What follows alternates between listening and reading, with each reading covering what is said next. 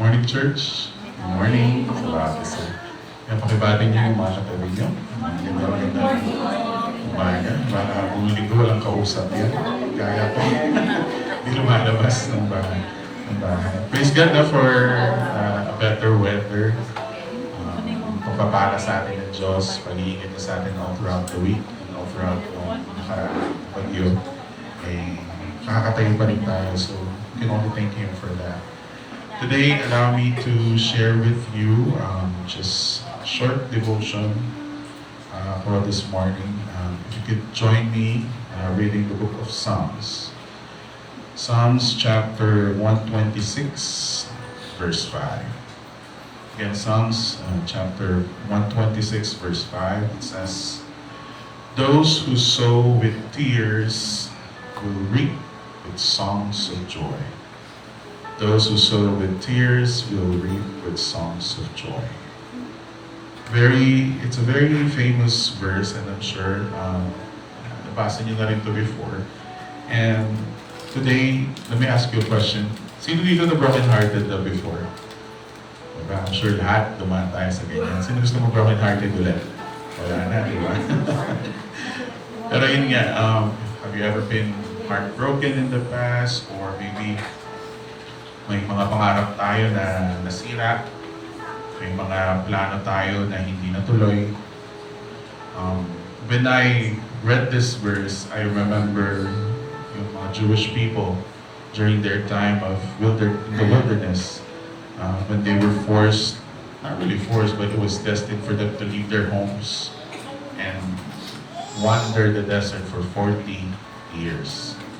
Imagine that, being in a situation, an endless situation for 40 years in the exiles in a foreign land. I'm sure their grief was surely deep. Maaari may mga katanungan din sila ng panahon yun. But we can see we can look at their situation, we can look at their lives and see that their tears couldn't stop yung growth in spite of that situation. On Psalms 126, it was stated, "When the Lord brought back His exiles to Jerusalem, those who plant with tears, or those who plant in tears, will harvest with shouts of joy." Like the Israelites, you might be in a season of unexpected sadness, but joy, fruit, and abundance are waiting on the other side. That's the hope that we can have in Jesus, mga kapatid. So maybe you're in a situation wherein you're worried about someone in your family. Meron tayong mga kamag-anak, anak, nanay, tatay, in a very desperate situation. Or maybe sa mga young professionals natin dito, nagtatrabaho, maybe you're frustrated with someone at work. May mga toxic yung workmates, right? Maybe you're devastated or parang paralyzed ka na or numb ka na sa situation mo sa buhay na parang malabo yung bukas, malabo yung mga susunod na taon. Ano kaya tayo in the next 5, 10 years? Maybe you're baffled by or frustrated, disappointed with what you see on the news.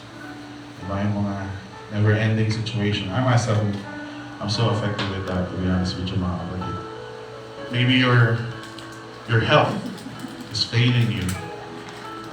Is this the season not quite what you'd hope? Ito ba yung current situation mo na hindi mo ina-expect?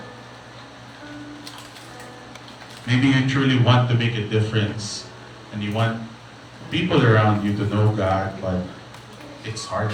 Medyo mahirap kasi ikaw mismo, you're trudging through tears. Ikaw mismo may pinagdadaanan. Pero the great news is, yung mga buto na tinatanim natin, hindi ito piki sa ano mang magpapalago nito. What I'm trying to say is, yung tears natin, yung mga luha natin, yung mga niluluhod natin sa Panginoon, yung mga iyak ng panalangin natin, can be a source of its growth. Like any good book or movie, may conflict muna bago magkaroon ng resolution. Like a woman in labor, there's pain before there's new life. Like a prisoner, there's the angst of captivity before there's relief of freedom. Like any real farmer knows, there's death, not death, there's dirt and sweat before there's any kind of harvest. We don't always get to choose the environment in which we sow seeds.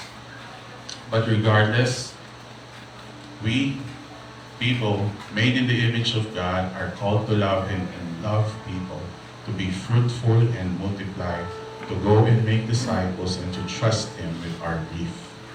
Joy is often preceded by tears.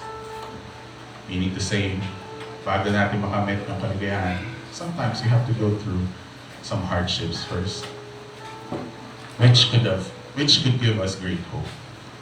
So today, church, I want to encourage you.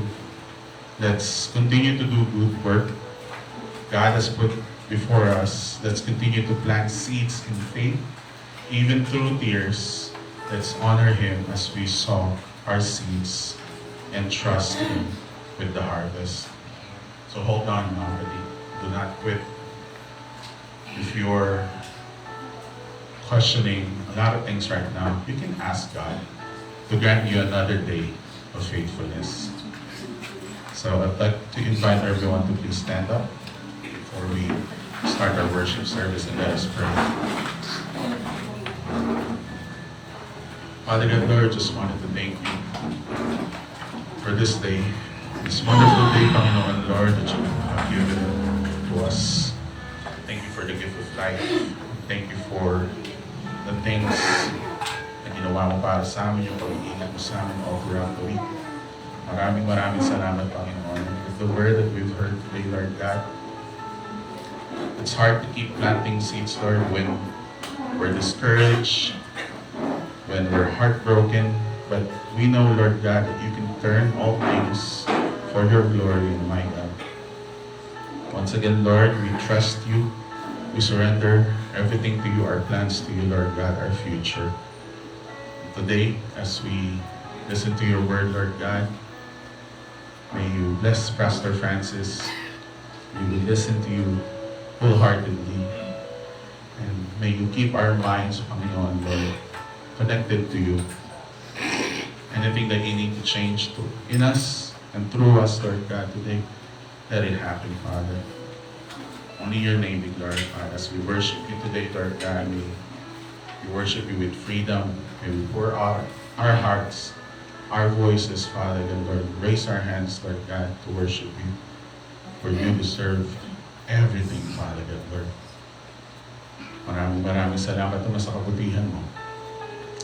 Tanging sa'yo lamang may asa. Salamat po, Panginoon. In Jesus' name we pray. Amen. Amen.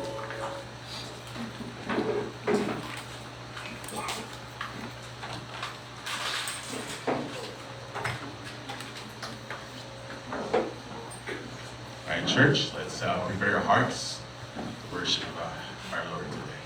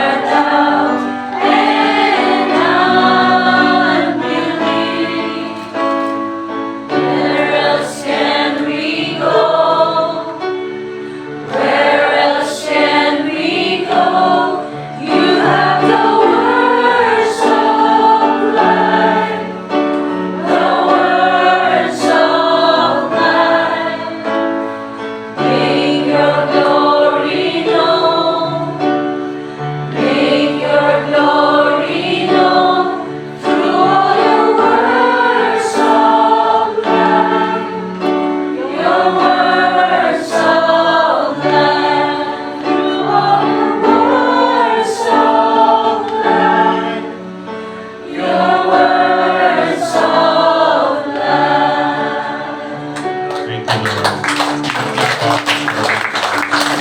Give us to worship in church.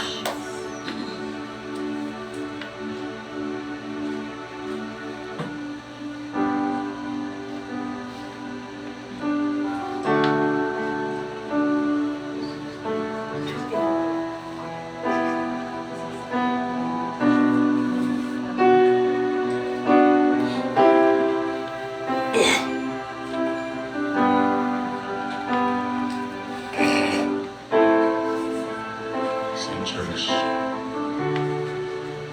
Who compares to you? Setting us stars in their place. You rule on the raging seas that came crashing over me. Who compares to you? You bring the morning light, the hope of all the earth is rest assured in your great love. You are magnificent, eternally wonderful.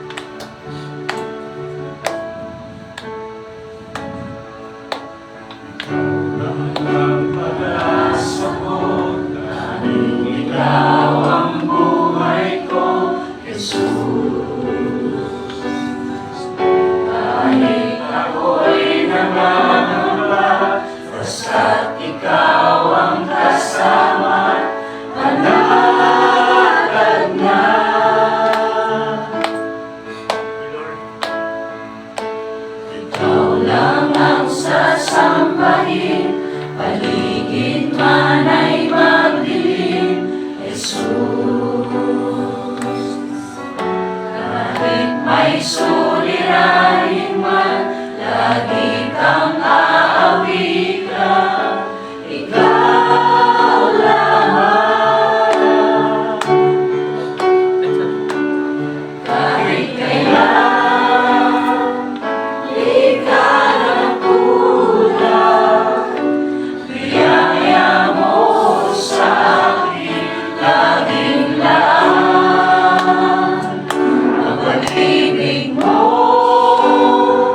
sa akin walang hanggan, inibig mo ako noon pa man.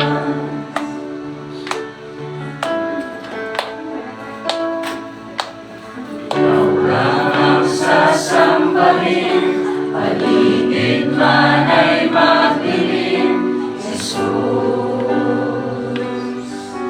Kahit may suliranin man, lagi kang aawitan, ikaw lamang.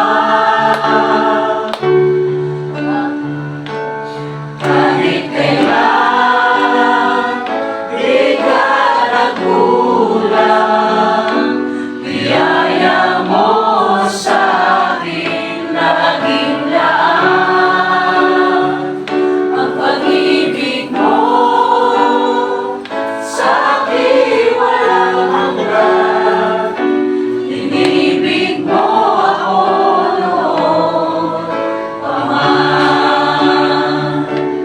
Kahit kailan, di ka nagkulang, biyaya mo sa akin, laging laan. Ang pag-ibig mo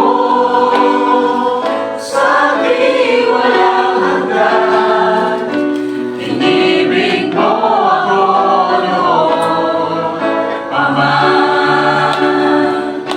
Pag-iyong nakilang katapat sa dalangin ko, ako'y inibig mo kahit ako ay ganito.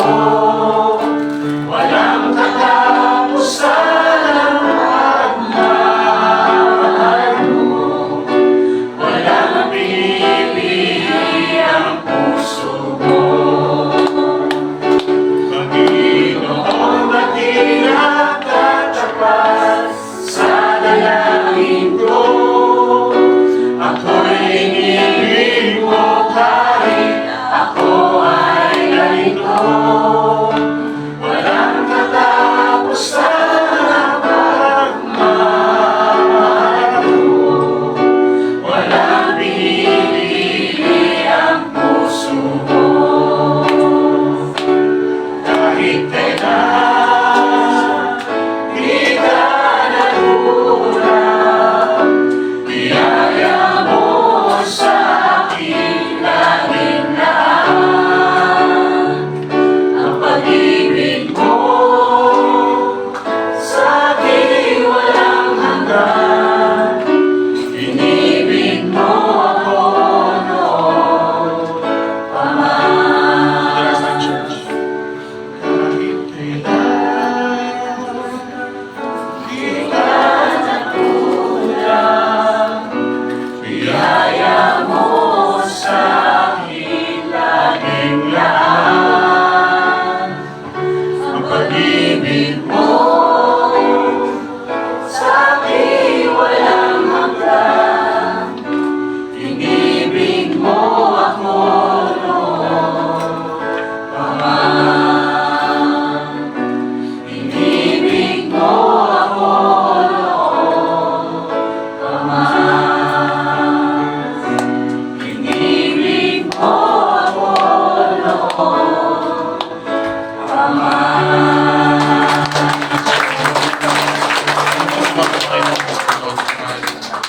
Maraming salamat Ama sa kabutihan mo, sa mga papala mo sa amin, Lord God. Napakabuti mo, Father God. Ngayon, Father God, Lord, babalik namin sa iyo lahat ng pagpuri at pasasalamat, Father. We thank you, Lord God, for allowing us to worship you this morning. In Jesus' name we pray.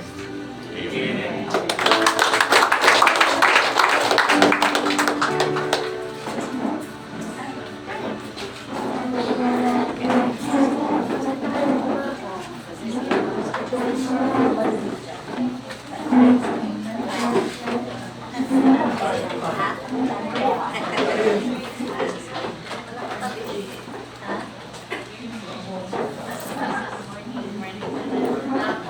Sabi. Si ano, kasama mo. Trish.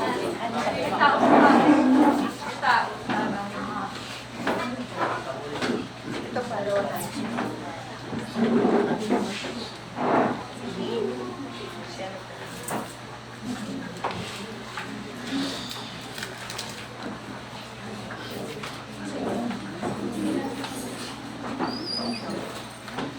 Good morning po mga kapatid.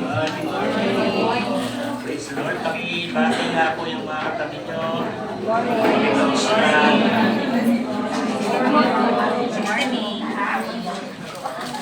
Grabe po yung ating mga kanta. Praise the Lord. No?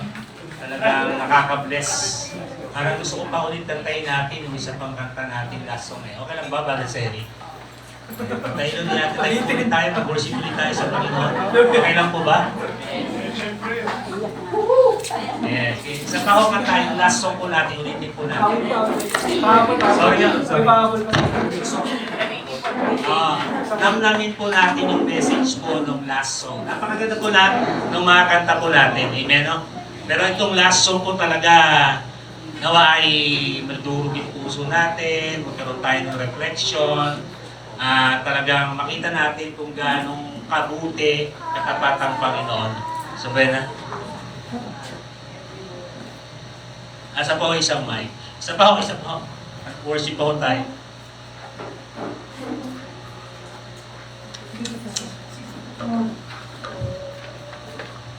Sige, awitin po natin. Very unexpected, but it's such a warm feeling to give worship to such an unfailing God, right? And He deserves to be praised. So again, let's worship Him.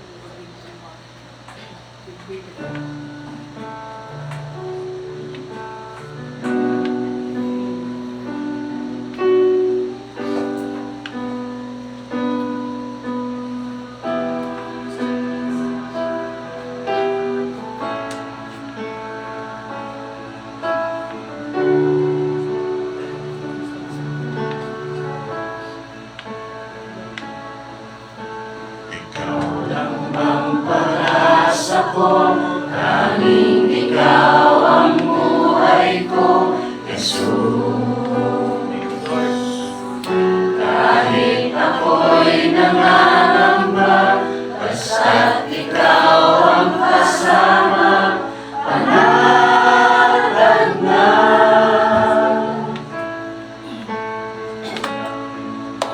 Ikaw lang ang sasambahin, paligid man ay magdilim, Jesus.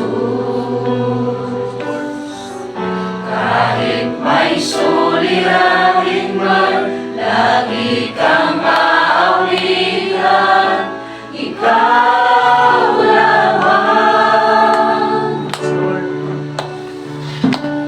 Kahit kailan, di ka nagkulang, biyaya mo sa akin laging laan. Ang pag-ibig mo sa akin walang hanggan. Inibig mo ako noon pa man.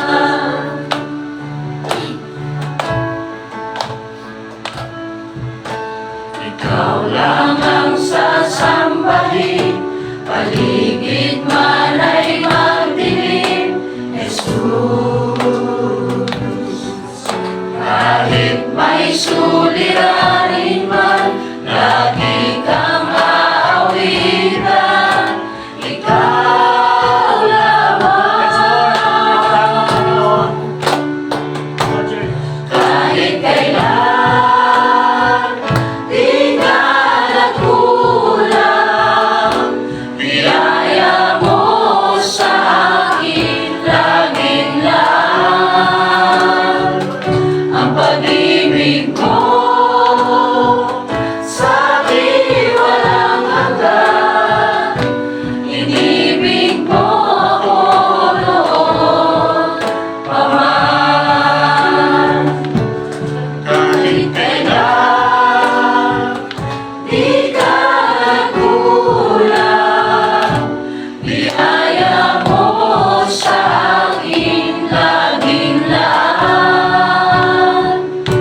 pag-ibig mo sa'kin walang hanggan. Inibig mo ako noon pa man. Pag-ibig mong dakila at tapat Sa dalangin ko, ako'y inibig mo kahit ako ay ganito. Walang katapusan ang pagmamahal mo. Walang pinipili ang puso mo. Pag-ibig mong dakila At tapat sa dalangin ko, ako'y inibig mo kahit ako ay ganito. Walang katapusan ang pagmamahal mo. Walang pinipili ang puso mo. Kahit kailan di ka nakulang, biyaya mo sa akin laging lang. Ang pag-ibig mo sa akin walang hanggan. Inibig mo ako noon pa Last man. time, church. Kahit Kailan di ka nakulang, yes, Lord. biyaya mo sa akin laging lang. Ang pag-ibig mo sa akin walang hanggan. Inibig mo ako noon pa man. Inibig mo ako noon pa man. Inibig mo ako noon pa man.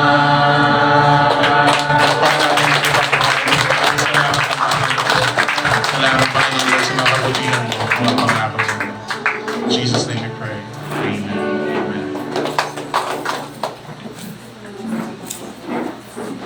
Praise God. So, okay, tayo pa ulit tayo. Adyo. So, napakasarap po talaga magpuri sa Panginoon. Amen. No? Lalo na po kung alam natin yung mga ginawa ng Panginoon sa atin, mga pinagdaanan po natin sa buhay, mga pagsama sa atin ng Panginoon sa iba't ibang panahon ng ating pong buhay. Napakasarap damahin ang pagpupuri at pagsamba sa ating Panginoon. Bakit ko po pinakanta itong paulit-ulit? Kasi po napakatindi po ng mensahe po na salita po ng Panginoon ngayon. And for me personally, really breaks my heart. Kasi napakahirap pong gawin po nito, pero dapat natin gawin at matutunan gawin sa buhay po natin bilang mga anak po ng Panginoon. So, sa tawag po sana ako ng mga ilang gustong magpasalamat sa Panginoon. Pero pinag-isipan ko kasi 11:45 na, tama po ba itong oras natin? Tama po. No? So, tama po. Mayroon pa tayong membership mamaya. Kaya sa next week na lang po siguro. So, manalangin po muna tayo bago po tayo mag-aral ng salita po ng Panginoon. Panginoon, aming Diyos na makapangyarihan sa lahat. Panginoon ng liwanag, Panginoon ng katotohanan, Panginoon ng tamang daan, at tunay na gumagabay at nangunguna po sa aming buhay. Sa oras pong ito, muli Lord, sa aming pong pag-aaral ng iyong mga banal na salita, ay tunay nga po Lord, na hawakan muli ang aming puso at ang aming kaisipan sa oras pong ito. Manguna ka po, Banal na Espiritu Santo, sa aming pong lahat. At nawa nga po sa katotohanan, kapangyarihan ng salita mo, ay makita po namin yung maliwanag na mensahe mo sa aming lahat. Kung sino ka po sa aming buhay at sino po kami at ano po kami sa iyong banal na harapan. Kaya maggabayan po kami, Panginoon, at ito po ang aming samong dalangin sa pinakamatamis sa pangalan ng aming Panginoong Jesus. Amen. Amen. Malakas po ba yung mic? Parang mahina, no? Okay lang. Okay. Kung tatanungin po tayo ngayon, mga kapatid, yan, mga po po dito. Meron bang kasalanan o tinitago kang kasalanan sa buhay mo ngayon? Kung tatanungin ka ngayon, is there a sin or hidden sin in your life? Not only God knows. Kung meron kang inaalagaan kasalanan ngayon, o pinabubuhay na kasalanan, how do you feel about it? Anong nararamdaman mo dito sa daladala mong ito? And what are you doing with it? Sabi nga po mga kapatid, struggling in sin, and hidden sin is very difficult. Kapag ikaw ay nag-struggle sa kasalanan at mayroon kang patuloy na tinatagong kasalanan sa buhay mo, napakahirap po nito. Tama po? Kasi it will lead you more na magsinungaling ng magsinungaling, magtago ng magtago, i-isolate mo yung sarili mo, and you have no peace, no joy, and glow in your life. Di po ba napakahirap? Kaya nga sa oras pong ito, mga kapatid, pag-aaralan po natin ay confess our sins to one another. Kasi nga po, we are in a relationship. Our family, we are in a relationship. In our church, we are in a relationship. To God, we are in a relationship. Madaling mag-confess ng kasalanan sa Diyos. Tama po? Madali kasi si Lord saka ikaw lang eh. Pero ang pinakamahirap gawin ay yung sa kapwa mo na. Sa asawa mo, sa pesta, o anong ginawa kasalanan, sa husband mo, sa wife mo, sa nanay mo, o sa tatay mo, o sa kapatid mo. Madali mo bang magsabi na, anak, ito yung nagkasala ako sa iyo kasi ito yung ginawa ko, napakagrabe. O kaya sa asawa, sa husband mo, magsasabi ka, wife, love, ito yung ginawa kong nakaraan. Nagkasala ako sa iyo. Right? No? Sa kapatid mo, ganun din. Pero ito yung sinabi na napakatindi at napakahalaga na dapat na magawa natin, mga kapatid, sa isa't isa. Kaya sinulat siya ng Bible. Kasi given na yung tayo ay patawarin ng Diyos at tayo humingi ng tawad sa Diyos. Given na yun. Pero yung pinakamatindi, at the test of our true love and relationship is when we confess our sins to one another. So tatanungin ko po kayo ulit, ano yung kasalanan na meron ka ngayon na tinatago mo na hindi mo masabi sa asawa mo, sa anak mo, sa kapatid mo, sa tatay mo, sa nanay mo, kaibigan mo. Nasasabi mo to sa Diyos, totoo, papatawarin ka, pero yung kasama mo araw-araw, yung karelasyon mo, yung kapatid mo, yung asawa mo, anak mo, yun ang napakahalaga. Kaya sinabi po ni James, ito po yung main verse po natin for this morning. James chapter 5, verse 16. Sabi po ni James, "Therefore, confess your sins to one another." No? "And pray for one another, that you may be healed. The prayer of a righteous person has great power as it is working." Sa Tagalog, kaya nga, mga kapatid, ipagtapat niyo sa isa't isa ang inyong mga kasalanan at ipanalangin ninyo ang isa't isa upang kayo'y gumaling. Malaki ang nagagawa bisa ng panalangin ng taong matuwid. Ano pong background po ng chapter 5 ng James? Mula verse 1 up to the following verses, makikita po natin na yung mga Christian during that time, under suffering, meron silang struggle. Sila po ay, nag-aaway-away, nag-iinggitan, at kung ano-ano po yung mga ginagawa po nila at sinasabi po nila sa isa't isa. At mahal nila, nakikipamatok sila sa mundo. At kung babasahin po natin yung inisa-isa po ito ni James sa kanila, ni Santiago, yung sumulat po ito.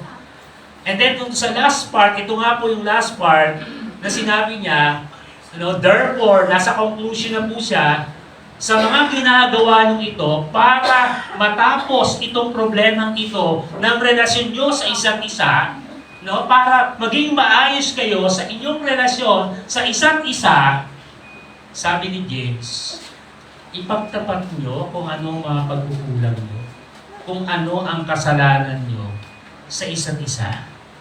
At ipag-pray nyo kapag nagtapat na kayo sa isa't isa, ipanalangin nyo ngayon ang isa't isa. At sabi doon ni James, kapag pinanalangin nyo na kayo ang isa't isa, dahil nalaman nyo na ang mga problema, kasalanan ng bawat isa sa inyo, yung mga panalangin nyo, lalo na kung kayo may sakit, na hindi gumaling-galing, sabi ni James, kayo ay pagagalingin ng Diyos. At sabi doon, kapag kayo ay nagkapatawaran sa isa't isa, at nagpanalanginan sa isa't isa, at kayo gumaling sa isa't isa, sabi doon, saka magiging makapangyarihan ang panalangin mo. Amen? The prayer of a righteous man has great power at it is working.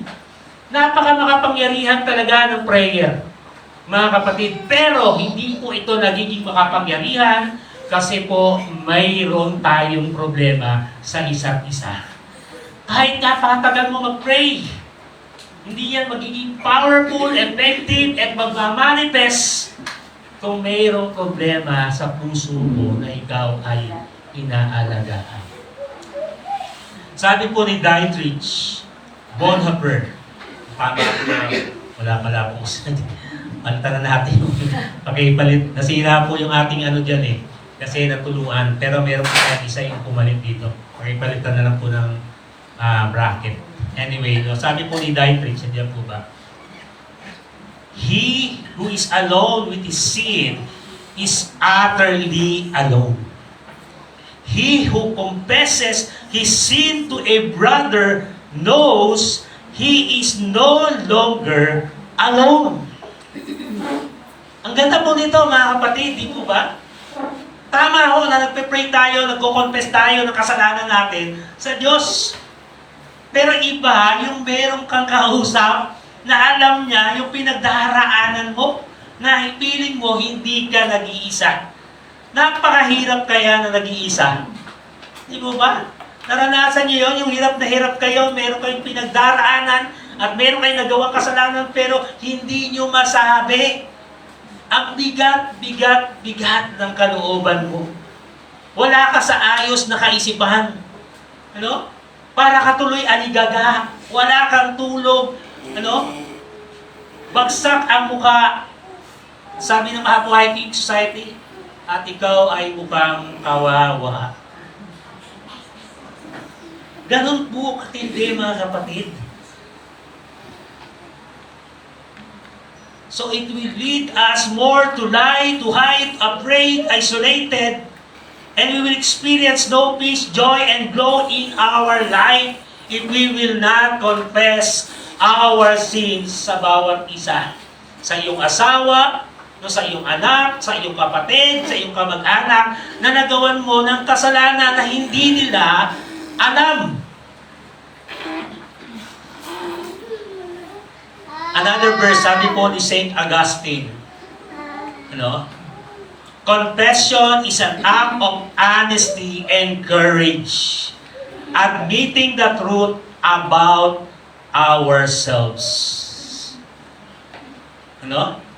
Confession is an act of honesty, buong katotohanan, buong lakas ng loob, na tinatanggap mo sa sarili mo, ina-admit mo, nagsusuko ka, nagpapakumbaba ka, na talagang may ginawa kang kasalanan at aminado ka dito. Bakit ba maraming mga tao, mga kapatid, na ayaw mag-confess ng kanilang kasalanan? Bakit ayaw nating mag-confess ng kasalanan sa asawa natin? O sa ating mga anak, o sa ating mga magulang? O ikaw magulang, bakit ayaw mag-confess ng kasalanan sa iyong mga anak? May ilang mga dahilan, mga kapatid. No? One, because they don't want, ano po sabi dyan? O nauna pala yung pride. Because of pride. Last one. No? Kasi may mga tao, huling-huli na. Ayan na yung ebidensya. Inaantay lang na mag-admit. Pero panay pa rin ang palsot. Diba? Kasi tingin nila okay pa sila. Tingin nila maganda pa ang imahe nila. At ayaw nilang madusmisan ang kanilang kalalagayan. And that is pride. Alam niyo naman po, ang pride, kapag meron ka, ang daming bubunga o lumalabas na karugtong na kasalanan niyan. And that is the gravest sin that God hates, yung pride. Kasi kapag ikaw ay taong ma-pride na alam mo nang mali ka, pero hindi mo pa tinatanggap, hindi mo pa ina-admit, sinasabihan ka na ng mahal mo sa buhay, that is a diabolic attitude. Kasi bakit diabolic? Si Satan kasi ang mayroong mataas na pagtingin, pagmamalaki sa kanyang puso at buhay. That's why God punished him. Binarusahan siya ng Diyos. At maraming mga tao ayaw magsabi ng kanilang kahinaan at kasalanan. Kasi mayabang sila. Feeling nila macho sila, feeling nila malakas sila, feeling nila ay magaling sila. Wala yan, kayang-kaya ko to. Kahit hindi mo na kaya-kaya. Pero kasi nga may pride ka eh. At ang pride bumubulag po ng damdamin, ng isip. Kasi they think of themselves high and mighty. Diba? Bakit mo ako kinokorek? Diba? Maliit na bagay lang naman yun Ikaw nga, ang laki-laki ng ginawa mo sa lana Gusto mo kwento pa sa'yo? Right? Meron po ba tayong ganung attitude? Kapag sinasabihan ka ng mali, ay ando na kaagad yung wall. Ando na kaagad yung justification. Ando na kaagad yung sakatutak na explanation. Because nasasagi yung pride. Mga husband dito, kapag sinasabihan po ba kayo ng inyong wife, kinokorek kayo, do you admit na nagkamali kayo? Diba? Nagpapakumbaba kayo. Kasi kapag meron ka laging tinatawag na explanation o justification, where in fact meron ng mga evidences, that is pride. At hindi ka talaga magko-confess ng kasalanan mo. Diba? Pangalawa, bakit may mga taong ayaw magsabi ng kanilang kasalanan sa kapwa nila? Because they cannot bear the shame they will face. Yun nga po mga kapatid. Di ba? They will be humiliated. Malalagay sila sa kahihiyan. Masisira ang pangalan ko, pastor. Di ba? Nakakahiya sa pamilya namin. Nakakahiya sa mga taong ito na ang taas ng tingin sa akin. Ginagalang ako, tapos mangyayari lamang sa akin ito. That is pride. No? They don't want humiliation. Ayaw nila po ng kahihiyan. Natanda na ako po mga kapatid, years ago, meron po tayo kaibigan at mahal na pastor na nagkamali talaga. And we found out na meron talaga siyang kasalanan na ginawa sa church at sa kanyang wife. At nag-confess po siya sa amin. Tapos nung kinonfess niya na sa kanyang wife yung kanyang kasalanan, nandun kami, umiyak po yung asawa niya. Tapos, kinamfort po namin, kinounsel po namin, right? And then we thought na maayos po ng church at tutulungan po sila ng church, ng leadership ng church para to restore that pastor. After po na maghiwalay-walay kami, ilang araw lang, we thought na magkakaroon kami another meeting. Ang sabi po nitong pastor, sila na ang bahala. They don't want us to get involved. No, meron tayong relationship sa kanila, malapit sila sa atin, pero dahil dun sa kahihiyan ng pamilya, na asawa, they don't want to discuss it and they don't want na to restore them at pag-usapan pa dun sa bagay niya. Hindi namin alam kung anong nangyari.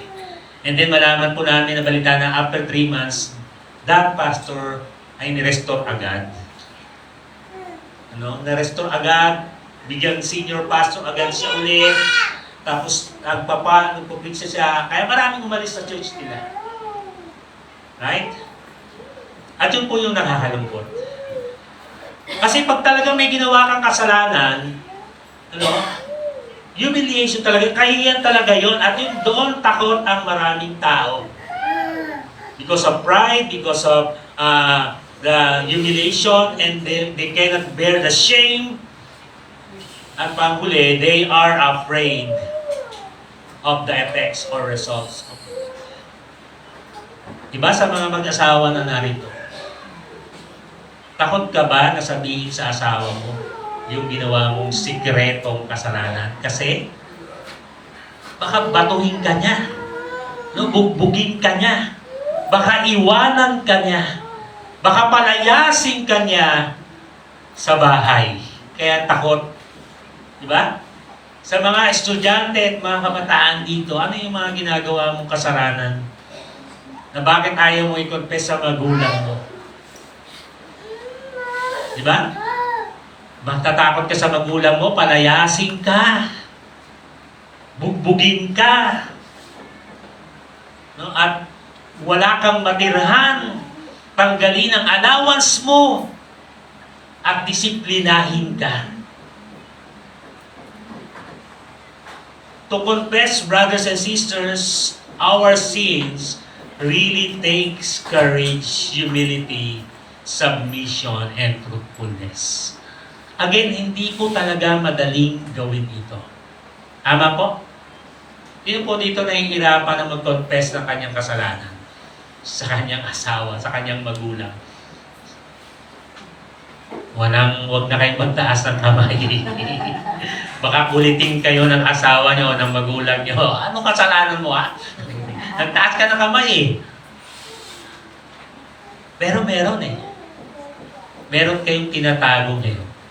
Meron tayong tinatago ngayon na ayaw nating malaman ng ating mahal sa buhay. Pero, yun ang sinabi ni James. Confess your sins to one another. Yun ang first step, mga kapatid.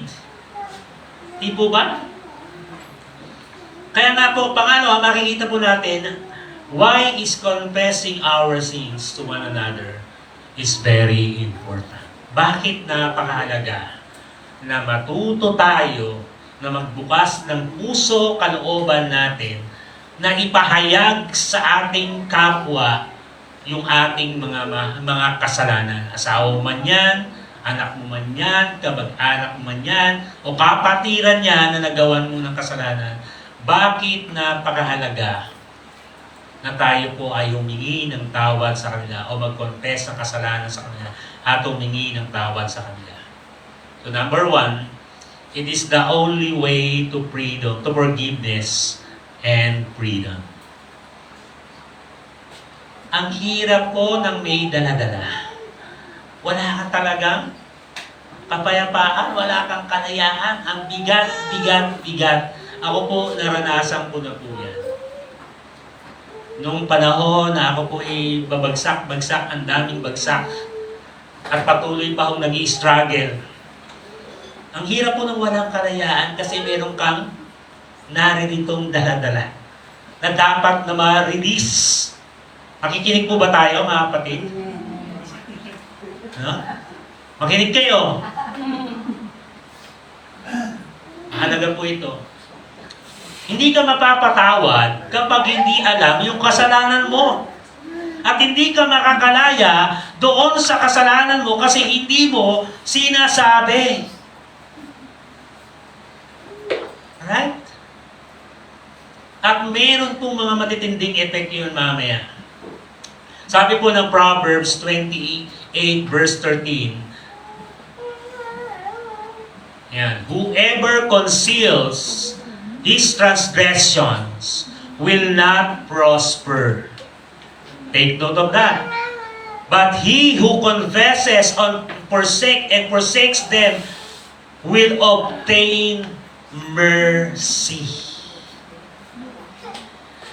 Kakakabagang ka kapag ikaw ay natuto na magbukas ng puso, isipan mo, kalooban mo, at magsabi ng kakulangan at kasalanan mo sa iyong kapwa-tao. Again, no? Sa Diyos walang problema, mapapatawad tayo ng Diyos.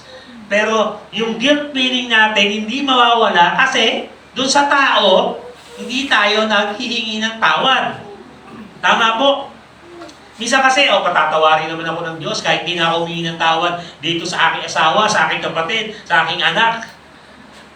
Pag hanggat na andun yun, patuloy kang i-convict, patuloy kang magigilty. Oo nga, pinatawad ako ng Diyos, pero itong kapatid ko na ginawa ko ng kasalanan na hindi niya alam. Napapatawad niya kaya ako. So, iisipin mo nang iisipin yun. Napakasarap nang mayroon tayong relasyon na open. Ibig sabihin, wala tayong tinatago. Wala tayong nililihim. Andyan pa po ba kayo? No? So mag-isip-isip po tayo, mayroon ka bang tinatago? Mayroon ka bang inililihim sa asawa mo, sa anak mo, na lalo na ay kasalanan? Confess it, kapatid. Because it is the only way, yun lang ang tanging paraan para ikaw ay makalaya at mapatawad sa iyong kasalanan. Sabi doon, whoever conceals, kung sino man ang nagtatago ng kanyang kasalanan, hindi siya pagpapala, will not prosper. Mabigat po ang kasalanan, mga kapatid. Sabi po ni David pa rin, Psalm 32 verse 3 to 4 or hanggang 5. Yan. For when I kept silent, my bones wasted away through my groaning all day. Verse 4. For day and night your hand was heavy upon me. My strength was dried up as by the heat of summer. Selah.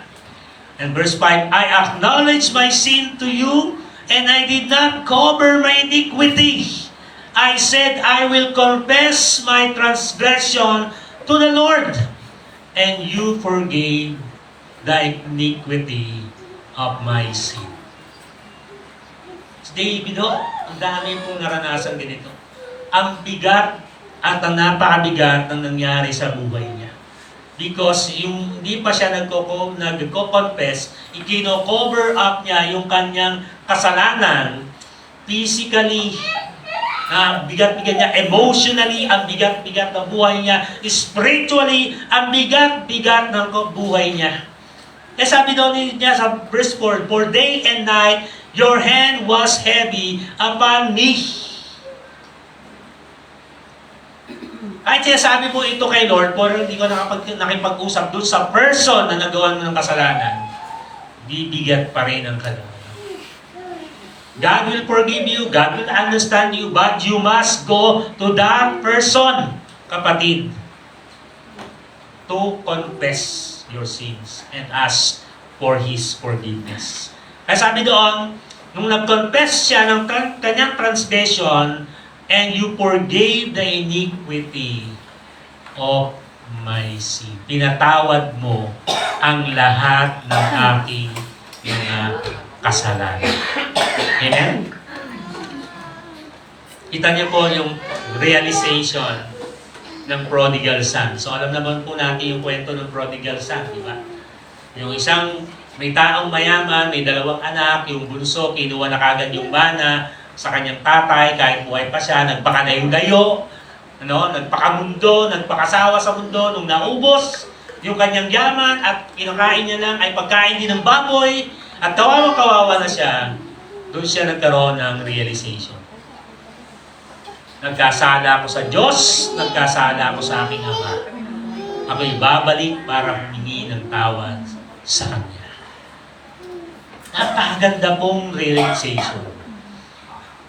Kapag po tayo ay nakahingi ng tawad, nag-confess ng ating mga kasalanan, we will truly experience that forgiveness and freedom na hinahanap natin. Merong bagay ba sa buhay mo na hindi ka malaya ngayon? Na ito yung pumipigil sa iyo kasi nga, kasalanan ito, so wala kang kalayaan. Hindi mo ma-expose yung sarili mo sa maraming tao at sa mundo ito. Kasi baka, lalo na yung taong nakakaalam ng kasalanan mo, pag nalaman niya yung ginagawa, oy, kunwari ka pa, ha? Di ba? Eh, makasalanan ka naman. Di ba? Ang hirap po niyan, mga kapatid. Sabi ko sa inyo, ang hirap po niyan. Pangano ho, bakit? Why confessing our sins to one another is very important. It will cleanse us and make us righteous. 1 John 1:9. If we confess our sins, John is talking about confessing to God. If we confess our sins, He is faithful and just to forgive us our sins and to cleanse us from all unrighteousness.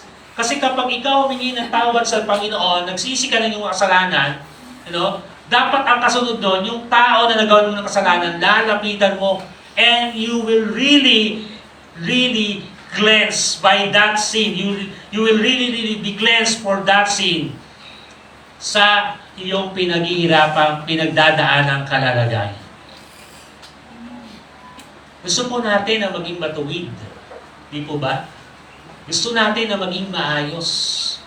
Pero hindi po talaga totally magiging maayos ang lahat kapag hindi po natin inaayos yung relasyon natin sa kapwa-tao natin na meron tayong malaking atraso. Hindi talaga totally malilinis tayong lahat ng ating tinatawag na ginawang kasalanan doon sa ating kapwa. If we will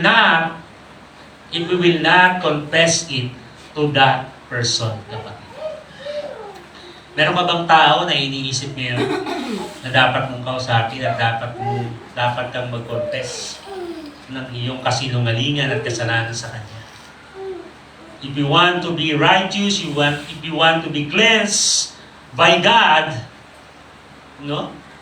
ito ang gawin mo, kapatid. Ang hirap po ng marumi. Ang hirap po ng mabigat o may mabigat na dala-dala ka palagi. Ang hirap po, mga kapatid, na hindi ka makatingin ng diretso. Ay po ba nakakatingin ng diretso? Ha? Kapag taningin kayo, talas naman tumingin ni Pastor. Yeah. Kapag nakakatingin ka ng diretso, Yan, tingin tuloy kayo sa akin ng diretso ngayon. Yan siya sabi sa inyo eh. Kapag nakakatingin ka ng diretso, sabihin lang ay diretso ka. Hindi. Sabihin ay maayos ang puso mo. Pag nakikipag-usap ka, diretso ka makipagsalitaan, magtitinginan. Ako po, hindi ako sanay ho doon ng gano'n. Parang naiilang ako, di ba? May mga gano'n tayo. Na pag ang tagal mo tinigin, parang natutunaw, nakatiyan. Lalo kapag ikaw ay may kasalanang ginagawa, hindi ka talaga makakatingin. Pero kung ikaw ay talagang free of all, at wala kang tinatago, you can talk and look at straight at the right of that person. Right? Kasi ikaw ay nalinis at naging malinis. Okay? At naging matuwid. Pangatlo, mga kapatid, why it is very important, mga kapatid, to confess our sins to one another. Yun nga po yung verse natin. That you may be healed. Sabi doon, confess your sins to one another and pray for one another that you may be healed. Meron ka bang karamdaman ngayon? Pag hindi gumagaling yung karamdaman mo ngayon, baka meron kang inaalagaan kasalanan. Baka may mga taong nagawang ka ng kasalanan na yun ang naghihinder para hindi ka pagalingin ng Panginoon sa iyong kasalanan. Kaya inuna ni James, confess your sins to one another. After na malaman nyo sa isa't isa ang inyong mga pagkukulang, pagkakasala, mag-pray kayo sa isa't isa. At sa pag-pray nyo, siyempre hingi kayo ng tawad. Sabi doon, that you may be healed. Doon nyo mararanasan yung tunay na healing ng Panginoon. Not only the physical healing, the spiritual, the emotional healing, the relational healing na nawasak dahil sa kagagawan mo o kagagawa ng ibang tao. Right? Again, ikikwento ko po, nakwento ko na po yata, I think Friday ko yata yung nakwento. O dito rin po si Dr. Paul Yonggi-cho, yung famous Korean pastor na may malaking church sa Korea. Meron siyang dinalaw na babae na may sakit. Usually, meron siyang gift of healing pag nag-pray siya. Ako may gift of healing po ako, mga kapatid. Sa pupunta niya sa ospital, pinag-pray niya yung babae na may sakit. Hindi gumagaling. So, nagulat siya kasi gift niya yun eh. Talagang maraming evidence na gumagaling yung mga tao. Ginawa niya, nag-pray siya sa Panginoon. Sabi niya, Lord, bakit hindi ko mapagaling itong babae nito? Sabi ng Panginoon sa kanya, sabi mo sa babaeng yan, humingi siya ng tawad sa asawa niya. Nagkasala yung asawa niya sa kanya, pero magpatawad siya at humingi rin ng tawad siya sa kanyang asawa sa hindi niya pagpapatawad. So yung hindi pagpapatawad ng babae sa asawa niyang nagkasala sa kanya, yun ang naging hadlang para hindi siya gumaling.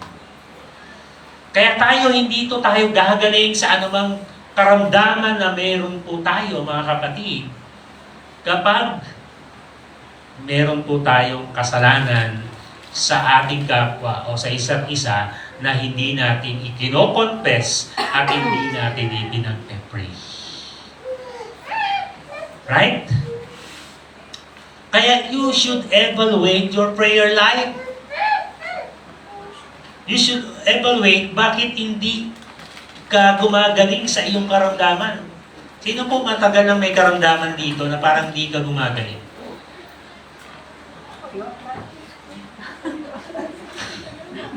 Manang, you should reflect. Baka mayroong gano'n. Kasi sa kakatwiran natin, pastor. Pastor, kasi ang hirap po talaga eh. Ang laki, matindi yung ginawa niya sa akin, pastor. Totoo naman, mahirap po talaga. Wala naman nagsasabi na hindi mahirap. Pero yun ang kalooban ng Panginoon. Right? Yun ang tama. Yun ang makakaluwalhati sa Panginoon at yun ang makakabuti sa iyo. Lalo na kapag ikaw ay mayroong karamdaman na hindi ka gumagana. Eh, Pastor, di ba si Pablo may thorn in the flesh? Ang pakatiran mo pa yun. Bakit hindi tinatanggal ni Lord yun? Alam ni Lord yung kanyang kalalagayan. Alam din ni Lord yung kasalanan mo. Huwag mong i-justify si Pablo. Iba si Pablo, iba ka. Si Pablo sa ministry, yung kanyang thorn in the flesh, sa kanyang physical na kalalagayan, pero ikaw, yung kasalanan mo sa tao, na dapat mong ayusin yung kasalanan mo at ayusin mo yung relationship mo sa iyong kapwa-tao. Amen? Diba?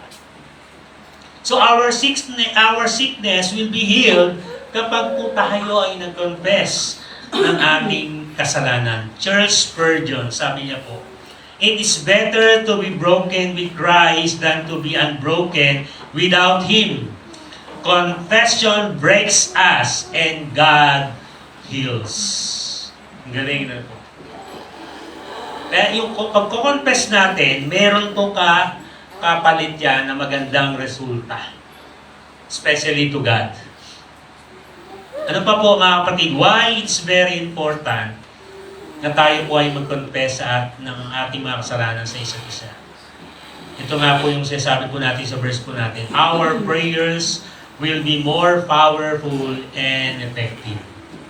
No, the prayer of a righteous person has great power as it is working. Hindi naman sinabi kaagad din po ni James to, no, kung wala yung verse phrase niya. So meron palang susi sa makapangyarihang panalangin. Kung sino yung maging makapangyarihan ng prayer po natin. Amen? Gawin po natin to.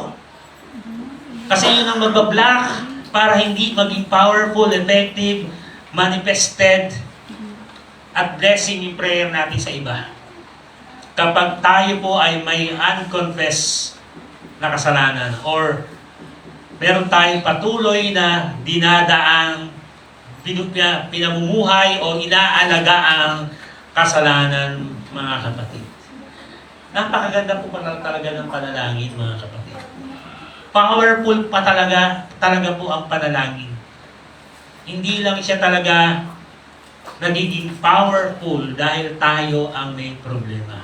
Hindi problema ang Diyos. Yung ating pong puso, yung ating pong buhay, ang may malaking problema. But if we will confess our sins, sabi po ni James, the prayer of a righteous. Kasi nga, wala ka ng kasalanan eh. Malinis ka na. You became righteous. And you pray for one another. That's why you can freely pray for one another.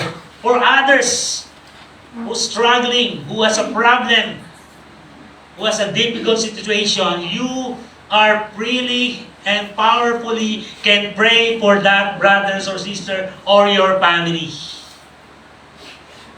Kapag ikaw po ay nakapag-confess at nakapag-hingi ng tawad sa kapwa-tao. Tozer, A.W. Tozer, napakaganda po ng sinabi niya. A low view of God is the cause of 100 lesser evils. A high view of God is seen in deep repentance and confession. Kapag mababa lang at konti lang ang kaalaman mo, kaalaman mo sa Panginoon, that's why napakaraming kasalanan, napakaraming evil. Pero kung napakataas ang pagtingin mo sa Diyos, meron kang high view with God, every time you sin, you repent and you confess that sin to God and to the person na nagawan mo ng kasalanan. Kasi you are very sensitive sa Panginoon, mga kapatid. Na hindi kalooban ito, hindi ba luluwalhati si Lord, hindi ito magiging blessing, at ito ang kalooban ni Lord. Having a high view of God is very important. Gaanong kataas, kalalim ang pagtingin natin sa Diyos na sinasamba natin ngayon. Ako, mga kapatid, to God be the glory. Yung pinagdaraanan namin yun sa pamilya namin dahil nga may sakit yung ate ko, dinadialysis 3 times a week. Yun yung sinasamantala ko, nakasama ko ngayon, yung mga kuya ko. Nung isang beses, nung nakaraang linggo, yung isang kuyang panganay, kasama ko, tinutukan ko talaga ng gospel, tapos pinaliwanag ko talaga na kailangan mo si Lord. Tapos yung isang araw, ganoon din po, yung kuya ko na namang isa, kasama ko, yun na naman po, pinakita ko yung high view of God, kung gaano kahalaga. Tapos kahapon, yung kuya kong isa din, sinabi ko ulit sa kanya yun. And praise God for that opportunity. Kasi dapat ito yung mapakita at makita natin lahat na kung gaano yung kalaki at kalalim at katindi ang tingin natin sa Diyos. Kasi kung hindi malalim ang tingin natin sa Diyos, baliwala sa atin pagpe-pray. Baliwala sa atin pagbabasa ng Bible. Baliwala sa atin ang pagsamba. Baliwala sa atin ang hindi paghingi ng tawad. Baliwala sa atin ang pagiging mahalagang ama o ina. Lahat yan may sinasabi ang Diyos. Tama po? At kung mataas at malalim ang tingin natin sa Diyos, mga kapatid, lalo na pagdating sa kasalanan, automatically magsasisi tayo sa ating kasalanan. Automatically ay magre-repent tayo at mag-confess tayo ng ating kasalanan sa Diyos at sa ating kapwa-tao. Amen? Nandiyan pa po ba kayo? Amen. Mahalaga po, mga kapatid, na maintindihan po natin ang ating pong pinag-aaralan po ngayon. Pangatlo po, mga kapatid, what will happen if we have an unconfessed sin? So, una nga po, our prayers will never be answered. Psalm 68, verse 18. If I regard sin in my heart, the Lord will not hear me. No? Kung patuloy mong ini-entertain, tinatangkilik yung kasalanan sa buhay mo, hindi ka talaga pakikinggan ng Diyos. Why? God is a holy, righteous, perfect God. At kapag nakikita ka niya, kahit kawawang-kawawa ka na, pero matigas ka pa rin, matigas pa rin ang puso mo, ma-pride ka pa rin, mataas ka pa rin, di ka pa rin nahingi ng tawad sa Kanya at sa kapwa mo tao, your prayer will never be answered. Di mo talaga matatanggap ang kasagutan ng Panginoon. Ang matatanggap mo sa iyo, kapatid, ay judgment o condemnation, kaparusahan ng Diyos. Another verse po, sabi po doon, Isaiah 59 verse 1 and 2. Behold, the Lord's hand is not shortened. Hindi raw po maiksi ang kamay ng Panginoon. That it cannot save, or His ear dull, that it cannot hear. No, hindi niya. Kaya-kaya niyang magligtas, hindi po siya bigay. No, kaya-kaya niya tayong pakinggan, pero hindi niya po ginagawa yun sa atin. Sabi ni Isaiah, sabi niya, but your iniquities, yung kasalanan, have made a separation between you and your God. And your sins have hidden His face from you so that He does not hear. Kaya nga, let us reflect and evaluate our life. Gusto mo talagang i-bless ka ni Lord? Maranasan mo yung abundant presence, protection, blessings ni Lord? Dapat po ay humingi tayo ng tawad. Nagsisisi tayo sa ating mga kasalanan. But if we end unconfessing, our prayers will not be answered. It also will not be effective. Right? Kahit na pag-pray mo yung maraming tao, kung ikaw mismo merong dapat isuko sa Panginoon, God will never answer you. And pangalawa, what will happen if we have an unconfessed sin? Yung nga po, kagaya ng point ko kanina, our sickness will never be healed. At pangatlo, mga kapatid, God's abundant blessing will never flow. Nahirapan ka ba ngayon sa buhay? Bakit ang bigat ng buhay niyo ngayon? Bakit nadadamay para ang buong pamilya nyo sa bigat at problema ng buhay ninyo?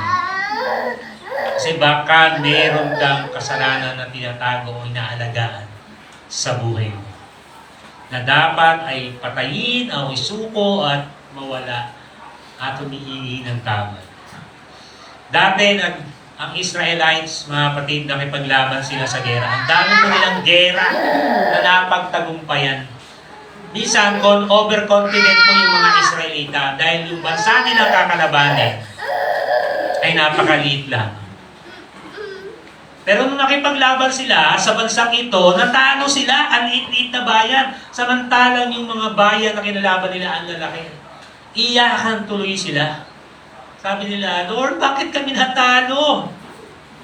Sabi ni Lord, kasi bakit, alam niyo bakit tinatalo? May tao sa loob ng kasamahan niyo na may ginawang kasalanan. Hinahanap nila yun. Sino po yun? Si Achan. May pangalan ba na Achan dito? Salamat at wala. Ano? Ang tawag doon, sin in the camp. Talagang madadamay yung kasama mo kahit walang kaalam-alam. Kapag may kasama ka, no? May ginagawang mali at hindi ito ikino-confess. Kagaya nung nangyari sa Israel. Diba? Damay-damay minsan eh. Minsan wala kang kaalam-alam, bigla kayong magkakaproblema. Yung pala may ginawang problema, yung isa sa bahagi o member ng family nyo. Nadamay tuloy kayo. Di po ba? At ang hirap po noon, mga kapatid. So, kamusta po yung buhay po natin ngayon, mga kapatid?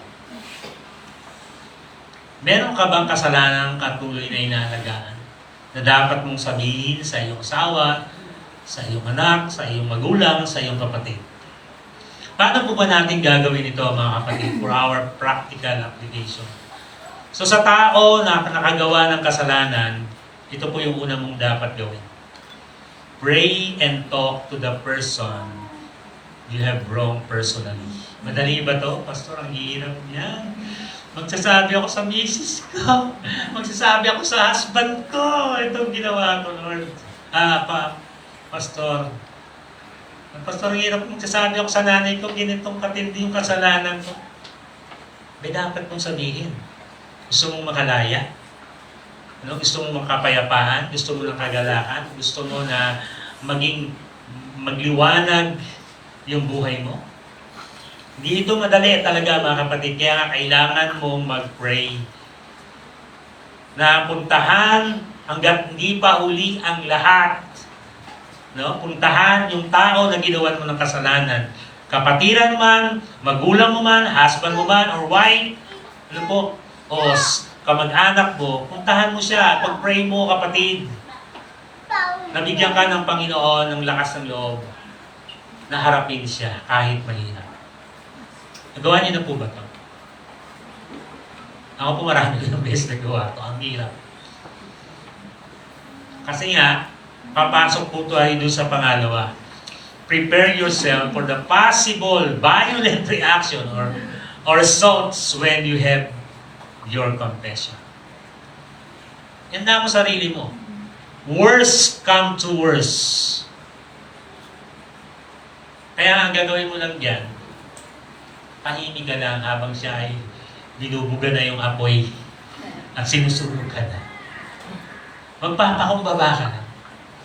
You don't need to explain. You don't need to justify. You just be silent and accept everything. That's the step that for freedom. Kasi pag ginawa mo yun, iba gagaang na yung pakiramdam mo. Nagalit man ito, matindi man yung resulta nito, at masakit man yung nangyari, pero ikaw, nakalaya. Wala ka nang ginagawa, wala ka nang tinatago, wala ka nang kinakatakutan, hindi ka na nakakapagsinungaling. Hindi po ba? Hindi mo na ina-isolate yung sarili mo, hindi ka na tamang hinala na parang kang addict. Alam niya na yata, patay kang bata. Ang hirap kasi pag iba pa ang nakaalam at sinabi sa kanya. Tama? Kaya nga, pray and talk to the person na nagkasala ka, o asawa mo man yan, magulang mo man yan, anak mo man yan, at ihanda mo yung sarili mo. Ano man ang maging resulta. Right? Kasi kasalanan yan eh. Ang kasalanan, masakit talaga yan. Makakawasak talaga yan. Makakadurog talaga yan. At mayroong tinatawag na kapalit na matinding reaction yan. That is the reality. Kaya nga, you need to be prepared. Ihanda mo ang puso mo, ihanda mo ang isip mo, ihanda mo ang buhay mo. At pangatlo, ikaw na magko-commit o magko-confess ng kasalanan. Hope and trust in God's, no? Sabi po dyan, that in His time, everything will be all right. In His time, He will make all things beautiful. Amen? Sabi nung kanta, and He said, cast your burdens upon me, those who are heavily laden. Diba? Come to me, all of you who are tired of carrying heavy load. Sana ba? The yoke I will give you is easy, and my burden is light. Come to me and I will give you rest. No? In God's time, yung sugat na yon ay gagaling. Tama po? Nandun sa inyo, ako, isang magandang halimbawa ako sa dami na ginawa akong kasalanan sa kapatiran, sa asawa, sa pamilya ko. Galit talaga sila sa akin noon. Wala akong makausap sa akin. Isolated talaga ako. Pero time heals. In God's perfect time. Wala naman po kasing perfecto. Maraming nag-accuse po sa akin noon. Dahil tama naman yung accusation nila dahil talagang mali ako. Pero in God's time, naibalik yung tama at mabuti, maayos na relasyon. Kaya nga sabi ng Ecclesiastes 3:1, to everything there is a season at a time to every purpose under the heaven. Season po mga kapatid. Maybe this is the season of your life today that you're struggling in sin, na hindi mo masabi ito. Pero the time will come na masasabi mo rin yan at makakalaya ka din dyan. Right? Tingnan nyo nga yung katabi nyo, kung asawa nyo, katabi nyo, tingnan nyo siya. Kung magulang nyo, katabi nyo. So, tingnan nyo kung mababasa nyo sa mata niya na mayroon dapat siyang sabihin sa inyo. O mayroon kang dapat malaman sa kanya. Okay? So, ito po yung mga tatlong bagay na dapat mong gawin kung ikaw ay mayroong kasalanan na dapat i-confess sa iyong kapatid o sa iyong asawa o sa iyong pamilya. Ikaw naman na tao na napagdagawa ng kasalanan. No. Ito yung dapat mong gawin. Be prepared and do not be shocked when sin is confessed to you. Hindi natin maiwasan talaga na masyak yung tao. Pero kapag kinausap ka ng kapatid mo, asawa mo, magulang mo, anak mo, mama, anak, Han, pwede ba tayong mag-usap? And meron talaga akong nais sabihin sa iyo na ayaw ko nang ilihin pa. Ihanda mo lang ang sarili mo at puso mo. Nasasabi sa'yo ng asawa mong babae, ibihanda ko yung balisong ko, yung 45 ko, itak ko. Sige, magsabi ka na ngayon.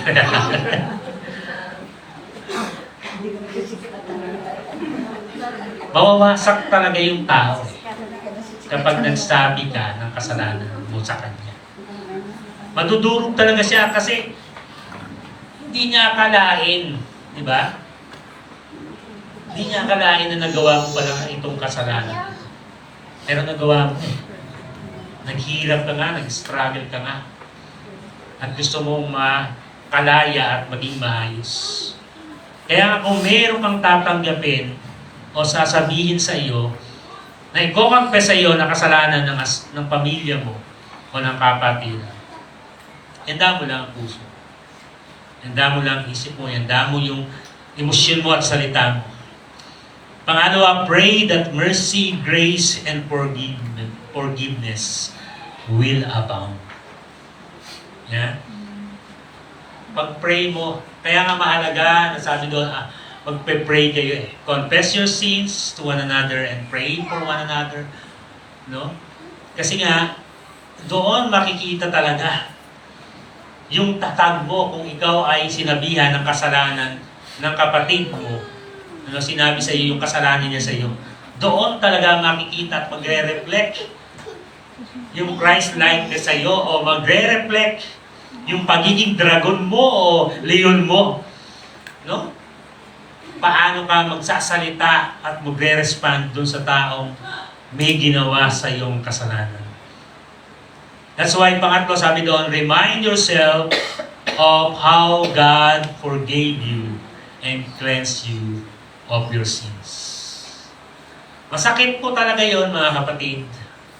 Mahirap. Kasi emotionally broken ka dahil ito pala ginawa ng asawa mo, ng anak mo, no? Ng husband mo, ng wife mo, ng kapatid mo sa iyo. Masakit talaga yon emotionally. Pero kailangan mong itatayuan yung katotohanan that God also forgave you of your gravest sin. No? Sabi nga ng isang kapatiran, nung Wednesday, yung prayer meeting ba yun? Nung Friday Bible study na. Pastor, talagang ang hirap na tayuan. No, kahit alam mo, kahit gusto mo mag-pray, kahit alam mo yung katotohanan, pero pag emotion na ang bumabagsak, ang hirap mo exercise yung truth eh. That's why it takes the grace of God, the working power of the Holy Spirit, para i-remind natin na ako pinatawad din ng Panginoon. Ako naging merciful din sa akin si Lord. Bakit hindi ako magbibigay ng kapatawaran at mercy sa aking asawa, sa aking anak? Bakit hindi ako magbibigay ng another chance sa aking anak at sa aking asawa kung ako'y binigyan ng chance ng Panginoon at pinatawad niya? Amen? Kaya mamaya pag uwi niyo sa bahay, maghanda kayo. Baka mamaya may biglang lumapit sa inyo. O kayo ay lumapit. Kasi po, ang kasalanan talaga ay narito pa sa ating buhay. At yan po yung dapat talaga nating bantayan. Hindi aksidente, bakit sinabi ng Panginoon ng Bible na magpahayagan tayo ng kasalanan natin. Huwag tayong maghatulan sa isa't isa, kundi confess and pray for one another. Napakahalaga na kailangan nating ipag-pray ang isa't isa. Right? So tanong ko mga kapatid, natatapos sa po ko, ano kasalanan na meron ka pa ngayon na iyong tinatalo sa buhay mo?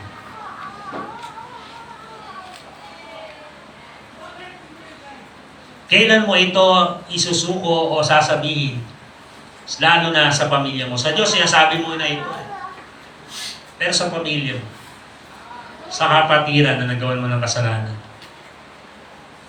na hindi niya alam, ganda-ganda pag nakaharap kayo, ganda-ganda ng usapan nyo, pag nakatalikod ka pala, sinasaksa ka na ng sinasaksa sa likod. Di ba? Kung ano nang sinasabi sa iyo. Kailan mo sasabihin o ipapahayagan yung kasalanan sa iyong kapwa-tao? If you want to preserve the relationship na meron po tayo sa isa't isa bilang magkakapatiran, if you want to preserve your relationship as a family, as a Christian family, you need to confess your sins to one another. Amen? Pray for one another. Sabi ni James, so that you may be healed. At ang pinakamaganda, our prayer life will be more powerful and effective. Amen? 1 John 1:9, ulitin ko po, kung ipagtatapat natin ang ating mga kasalanan, tapat ang Diyos at makatarungan na patatawarin tayo sa ating mga kasalanan. 2 Corinthians chapter 7 verse 10. Sabi po dito, "For godly sorrows produces repentance, leading to salvation, about which there will be no regrets, but the sorrow of the world produces death." Pag-pray po natin na magkaroon po talaga tayo ng godly sorrow. No? Nang sa gayon ay makahingi tayong tawad sa Diyos at sa ating kapwa-tao. At ito lang ang isipin mo, if you are struggling today, ito po ang sabi po at kauli-uli ang verse po natin. Philippians chapter 1, verse 6. That he who began a good work in you will bring it to completion at the day of Jesus Christ. Hindi pa tapos si Lord sa iyo. Hindi pa tapos si Lord sa akin. Hindi pa tapos si Lord sa ating lahat. We are all struggling in sin.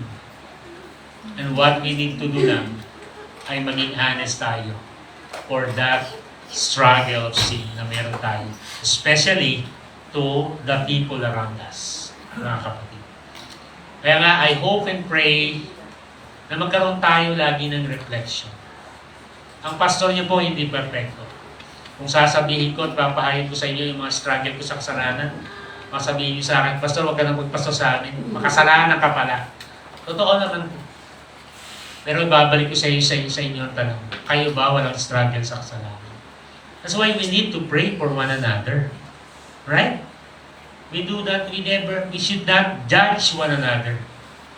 Marami tayong nakikita kapatid dyan sa labas na nag-struggle kagaya mo.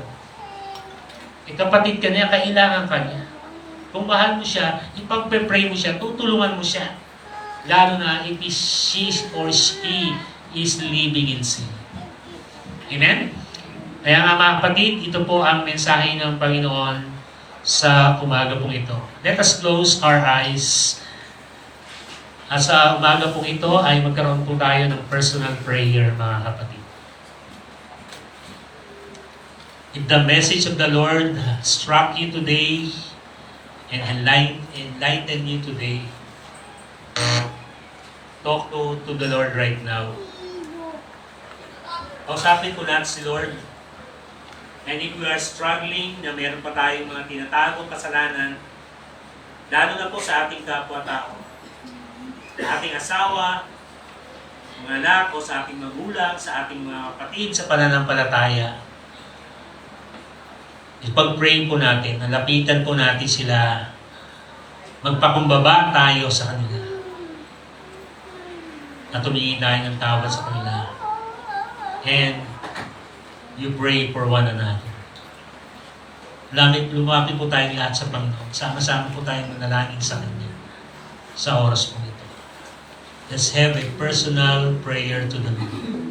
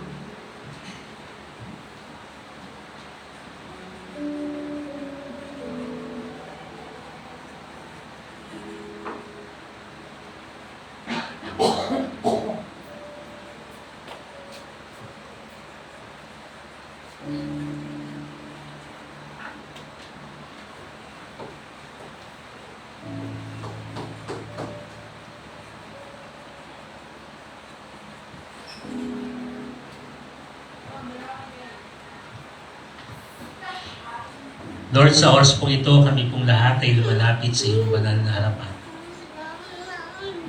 And Lord, you know all things sa buhay po namin. Dahil maging ang dilim ay liwanag sa iyo, sabi mo sa iyong salita. And we come into your holy presence today,